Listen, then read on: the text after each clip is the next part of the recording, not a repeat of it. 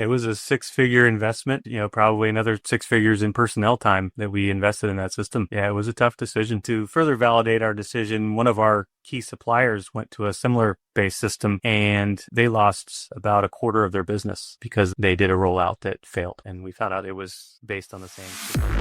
Welcome to Adapt or Die Transformative Leadership Conversation. This is the show where I interview executives and unpack the pivotal moments that force them to pivot or to perish. I'm Andreas Pettersson. I'm a former tech CEO that turned executive coach, and I'm also the founder of Leaders Adapt. Welcome to the show, Alex.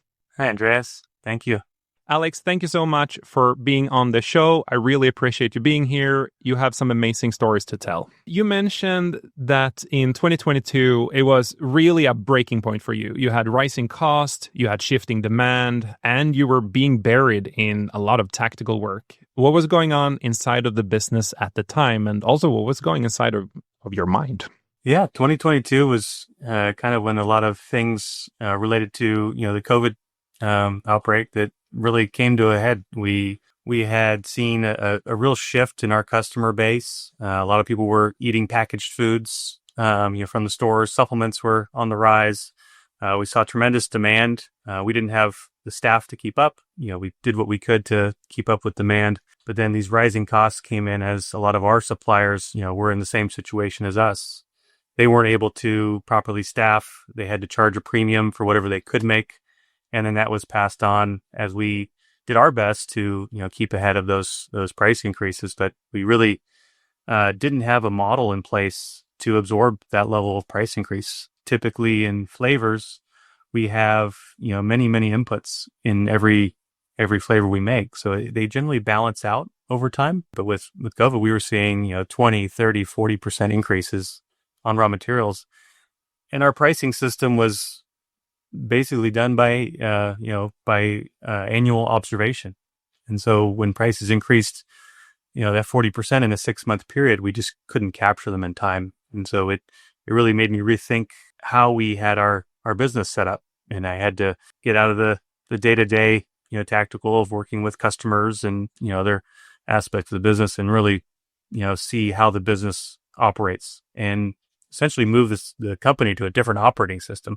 Yeah. And I've known you now for a while, a year and a half, 2 years, and I have seen you step more and more into the strategic role of being a really good CEO and a really good leader for the company. With that said, I'm super curious. Today, you had this in 2022, and let's jump ahead a little bit here super quick, and we'll go back to the main storyline here. Tariffs.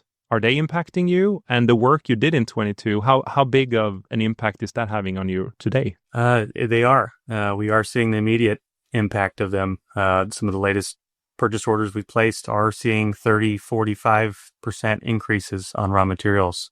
And that's something that's, simply not sustainable. We were proactive. We brought in excess inventory, as I think everyone saw from the import data. A lot of other people were like-minded. But that did give us a buffer so that we can smooth out our price adjustments as necessary. And the work you've been doing for the last few years, how much more prepared are you today compared to if you didn't do that work? At the end of 2022, we completed our go live with a new operating system, where it built in our raw material costs into our pricing model. So as those prices hit our inventory, that then on every new order confirmation or process, we are now able to see the real-time impact to our cost of goods sold. So we went from a reactive price adjustment to a proactive price adjustment. When you were crawling through all of this and you realized that things were maybe broken or you didn't have the full control and the clarity, tell me about the sort of when you make those discoveries and you have now made the changes. How did you tell the team? How did you roll out these changes? Crawling is a good term, getting through all that. So I'd have to agree with you on that adjective. But for us, I think a lot of it was teamwork. We did add responsibility to our order processing team. Something they had never done before was evaluate pricing. So it was really a conversation with the team. I think we all saw the impact of 2022. We pulled back on a lot of some of our bonuses, our activities. So it was something to keep everything going as we weathered the storm. And so everyone pulled together. They knew this new operating system was going to get us to the next level, and it has. It's allowed us to operate with this growth with very minimal increases to headcount, and actually an improvement to our lead times. That's amazing. Were there anyone of your old team that were rejecting these changes and rolling out what you refer to as the new operating system or the new system here? I wouldn't say rejection. I think a lot of it were the challenges. I think when we went live, there were challenges with the integration of the inventory connection. We had basically connected the front end to the back end for the very first time, and so there's more choke points when you have a connection like that. And so people were seeing those choke points that never had before. Order processing was now noticing that the production was behind, and production wasn't able to process as soon as order processing was going through. So it brought us actually closer together. A lot of our departments got to learn more about what the other department did because they had visibility now. We just didn't have that front and back end visibility before. That's amazing. Tell me a little bit about what was going through your mind. You have crawled through everything, you're rolling it out, you still haven't seen the results of it. Were you afraid? Were there fear? What were the emotional state you were going through as a leader? Yeah, for us, I think, our industry is, we are the sole supplier of an ingredient that's very special to the overall product. So you have to supply 100% of the time.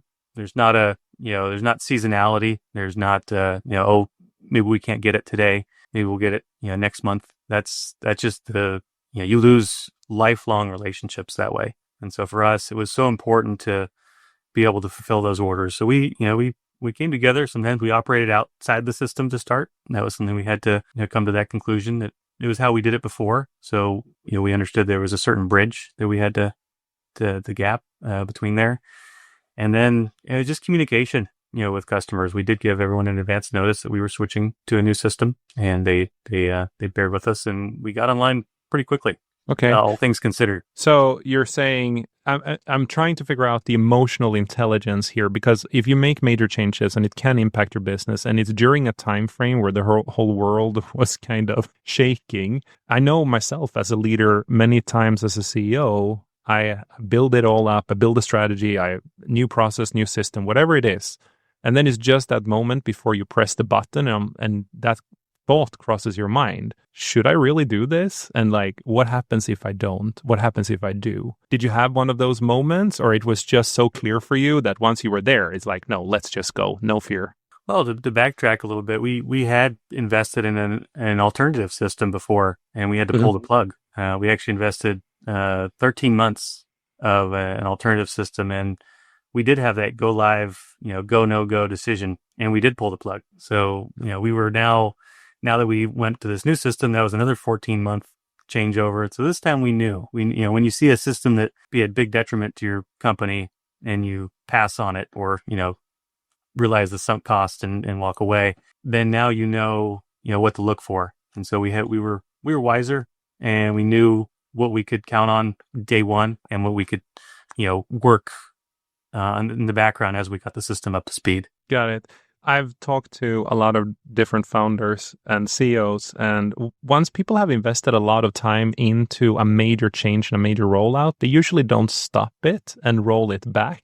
So kudos for being brave and doing so. And like you said, I think you said something very important here. Sometimes you have to just stop the direction you're heading, even if you have a big sunk cost associated to it. And you have to learn from it, fail fast forward, basically, and adapt. So kudos for you for really being brave and doing that. Most people would just stick to it just because they wanted to prove themselves right, or just keep going anyway. Yeah. It was a 6-figure investment. And probably another 6 figures in personnel time that we invested in that system. And it was a tough decision. But we actually, to further validate our decision, one of our key suppliers went to a similar base system. They lost about a quarter of their business because they did a rollout that failed. Wow. So, and we found out it was based on the same system. Wow. Crazy. Okay. Congratulations. Tell me more. During the years here, Alex, before we sort of jump into the real adaptation, where you're at today, and also all the successes you have had, tell me about a few other of the leadership challenges you have gone through in the last few years, and how have you been adapting to those challenges as they are arising? Yeah, I think I started my career with a servant leadership mindset. I think that's one of the best things you can do as a leader. But when you get to a certain point of the business as a business, it doesn't add value for me to be doing the day to day. I'm actually not helping my organization in that format, and it took a personality shift because being this being a family business, I grew up making batches with some of those that are in our production team. I've done our quality control steps. I've done so many different levels of the business here that it's my first instinct to jump in and row with the team. But then you're just getting ahead of this week. You're not getting ahead of next month or next year or next 10 years. And so We that all was a loved it. big personality shift. So I would say I pivoted in that respect, and it took a lot. I think I have different personality scores now.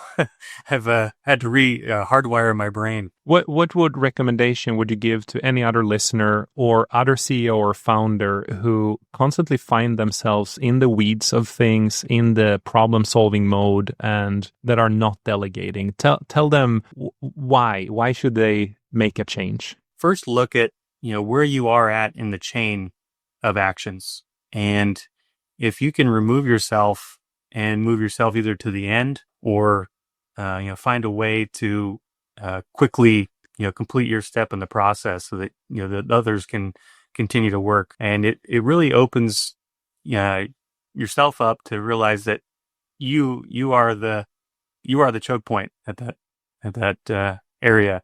And the sooner you can remove that choke point, you can scale, because you can always train more people and hire more people, but you can't clone yourself. There's no more, of you that you can offer the organization.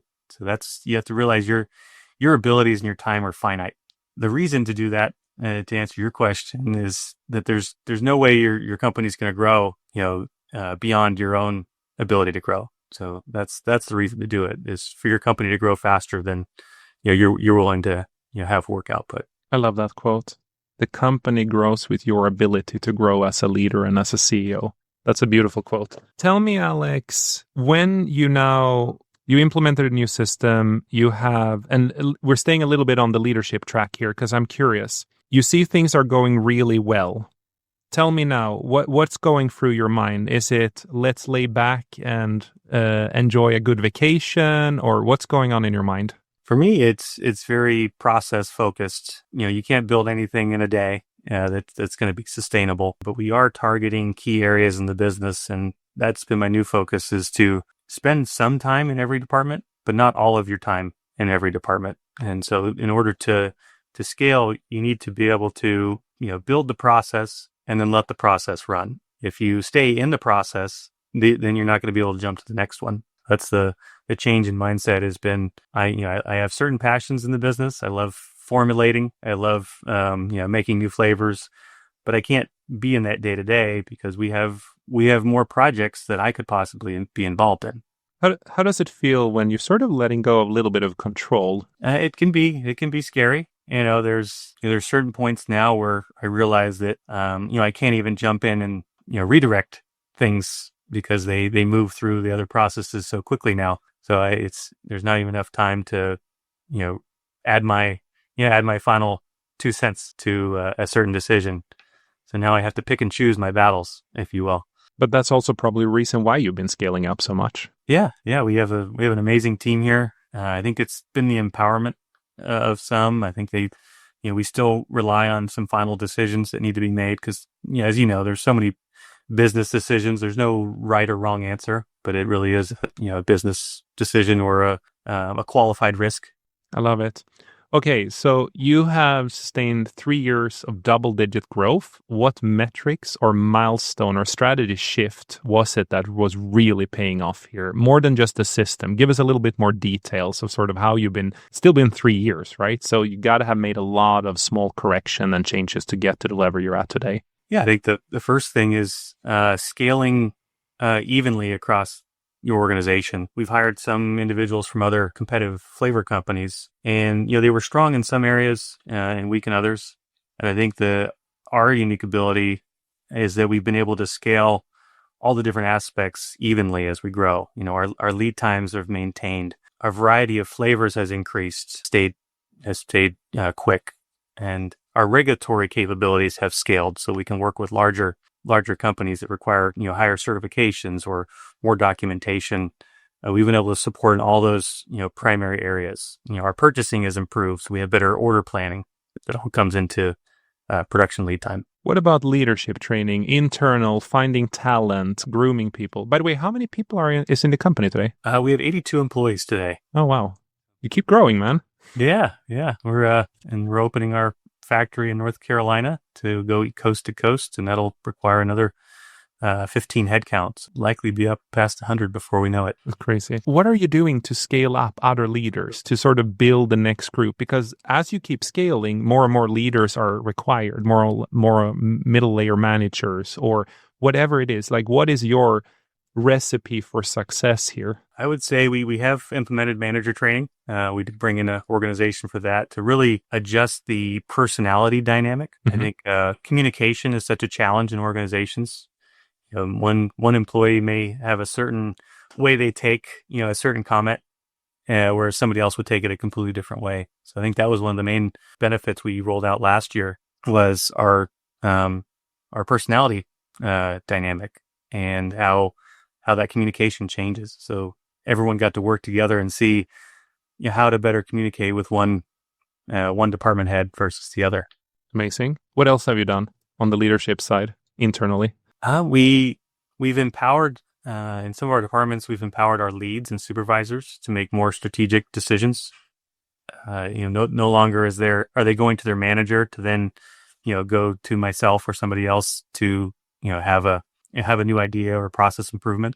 A lot of times these leaders or these leads or supervisor roles are now coming up with ideas and presenting them directly to our vice president level, our executive group. So we're empowering those that may not be at the manager or director role to now have the confidence that they can present a topic and a solution to directly to senior management. I think what you're saying is so important. It is, you have a big trust with a lot of your employees. For those who listen, Alex and I, we sit in the same CEO peer group. I've been at his company, and he has absolutely a very servant leadership, and you are very you really trust your employees, and you delegate and elevate more than I have seen a lot of other people do. But I have to ask you this question. If you were to describe your leadership style pre-2022, or let's say 5 years ago compared to today, what are sort of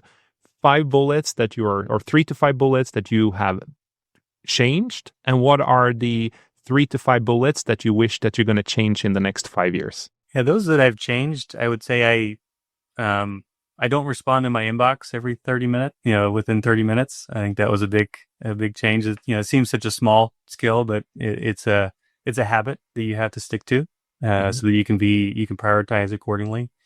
And I would say that one of the biggest changes I made was addressing those projects, like I mentioned, where I'm just a chain in the final process. So addressing those first and then getting to my work last is what I've really changed. So, getting done what my team needs first and foremost, even if it is a, lower overall project, so that they can run with it. Because if I don't answer it, they're not running yet. And that's going to slow everything down, and people can work while I'm working is the real end goal. Delegate and elevate. What else have changed over the last 5 years? A big thing obviously was joining our CEO council. It was refreshing to see, other people have similar challenges, because as we all know, it's sometimes our head trash that can be our main obstacle. Certain stigmas that we may have to, certain aspects of what we can do. But seeing that, other people have those same challenges, it not only validates what you're doing, but it also validates the fears that you have, which is a good thing. You feel alone when you don't have those same challenges that you can communicate with others. I agree 1,000%. I would say any listener here who is a CEO, a founder, an entrepreneur, and you're not part of a CEO peer group, go find your local Vistage, someone online. You need a CEO peer group, and you definitely need a coach, a mentor as well on the side, because these leadership lessons that Alex are going through, have gone through, I'm going through, we all get them from leaning in on others, and just the feeling of not being alone was big for me, at least. Like you said, it's one thing is to hear the tactical aspect, but to hear the emotional side of what people are going through in their mindset, for me, has been a big shift. So the next 5 years, Alex, what are you working on right now? What will you master in the next coming 5 years, considering what you have done in just the last 3 years? I would say the continued refinement of processes. We've met with our teams, and everyone has a method at work, but have we shared with everybody what the custom flavors method is? So everyone has a meeting, everyone has a way that they conduct meetings, but we're defining how we conduct meetings. So every time, everyone knows what to expect when they walk in the room. They know what to bring. They know what notes they're keeping. They know who's going to follow up at the end of the meeting, and it's not it's not a process you have to relearn. And we've found that by taking those those decisions, if you put them into a process, you're opening up so much brain power. You fail to realize how often that you have to go to a meeting and you're like, what am I going to talk about? What's this meeting about? Who's taking the notes? But if every time you know that the meeting organizer is taking the notes, I'm going to find them after in our project management tool, and I know that I'm going to get a list of everything I need to do after the meeting. You can come in with so much more creativity, so much more available brain power. I'm with you. I wish more leaders have an understanding for that. I meet a lot of leaders that it's their will. They gather the team, they tell them what to do, and then they get pissed at them when they haven't done it exactly the way they wanted it done.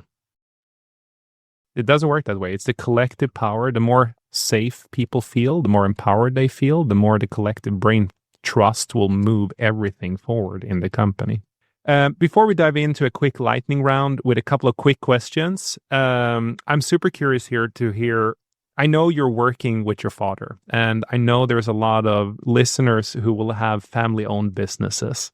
What are the pros and cons, and what is sort of the one trick that you wish everyone knew about? Because you've been successful at it, but yeah, what comes to your mind when I mention this topic? Yeah, I would say my dad and I were very similar. We have been in meetings and people will look down and they'll forget who's talking, until they look up and see one of us speaking, because same tonality, a lot of the same mannerisms.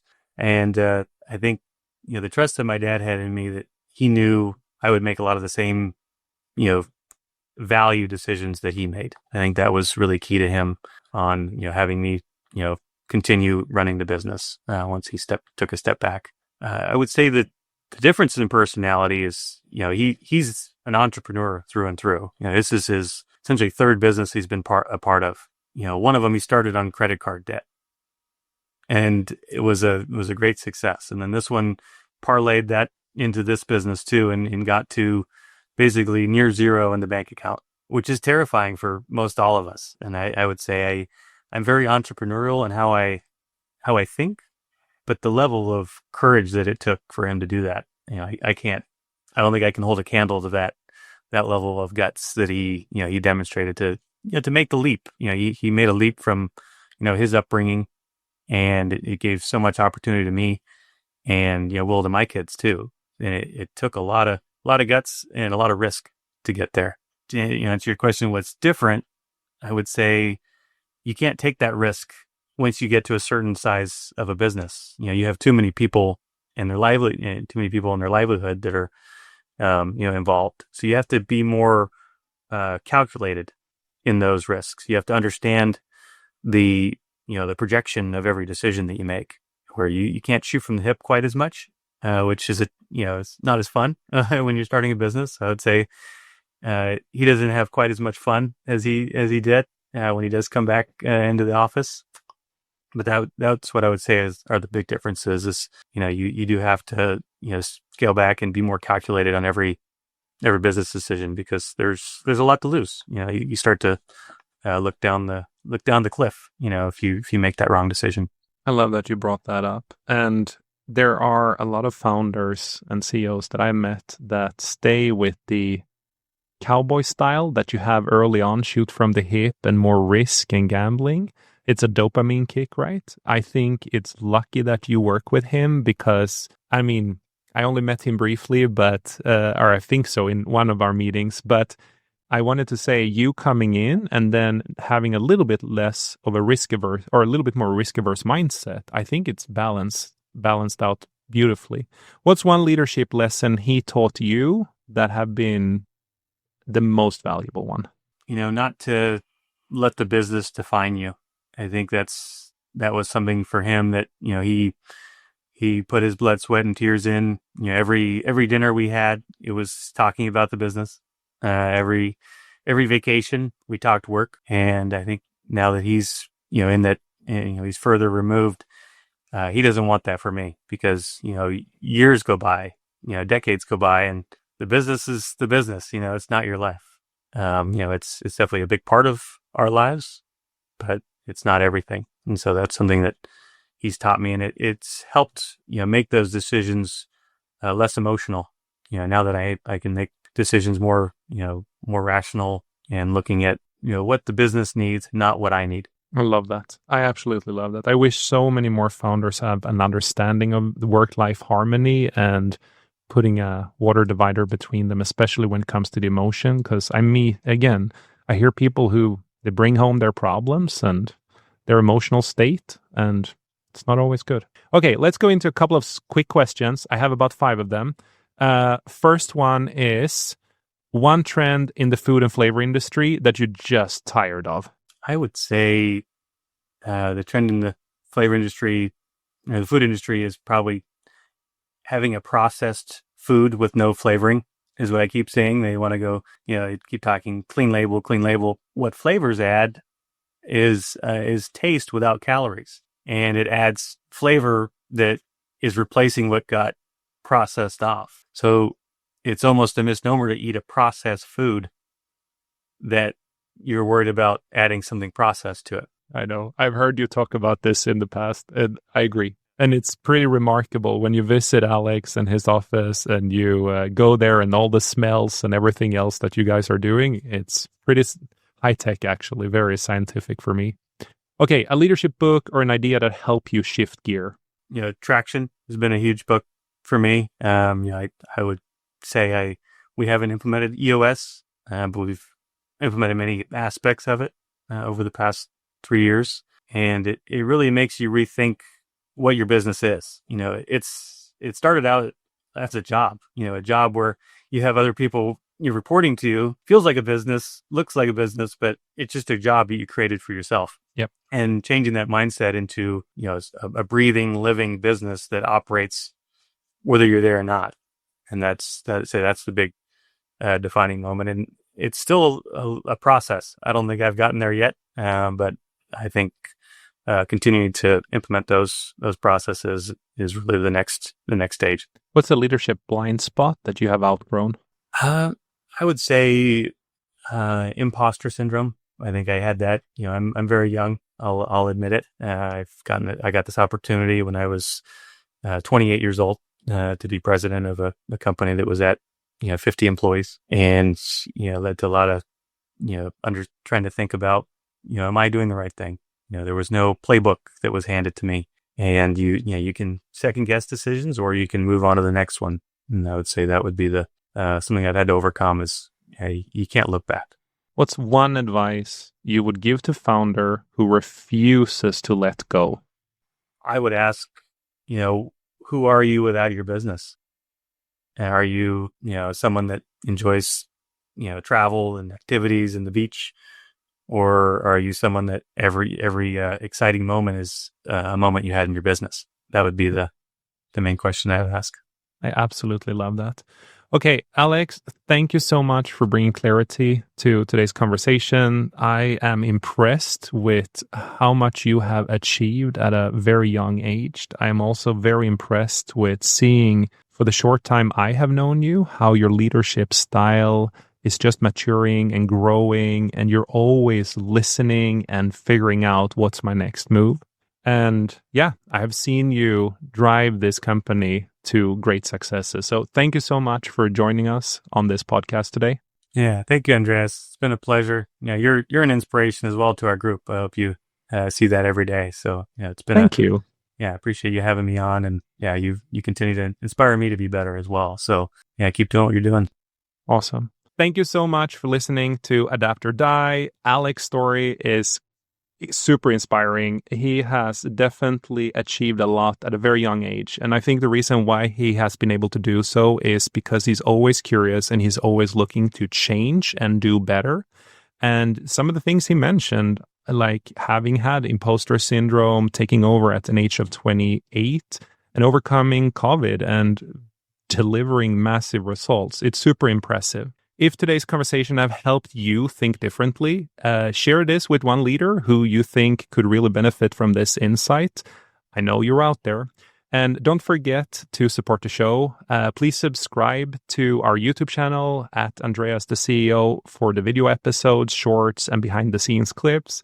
Drop a 5-star rating on an app on Apple Podcast under Adapt or Die. It really helps us, and it makes sure that the podcast reaches a bunch of other people and other leaders who could really benefit from the guest stories and their life lessons. And then as well, make sure you follow us on Spotify, Adapt or Die podcast to stay in the loop on everything going on. Thank you so much. And remember, in leadership, we adapt or thrive or we don't survive. Until next time.